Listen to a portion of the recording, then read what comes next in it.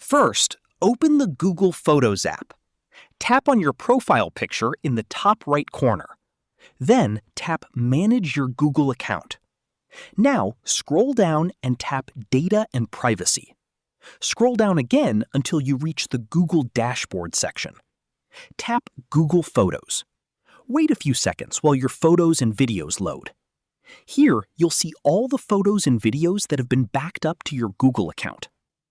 Now, select the photo or photos you want to restore. After selecting them, tap the three-dot menu. Then tap Download. Wait for the download to finish. Once the download is complete, open your gallery. Go to the Download section. The restored photos and videos will appear in your phone's gallery. That's it. This is how you can restore photos and videos from Google Photos to your mobile gallery.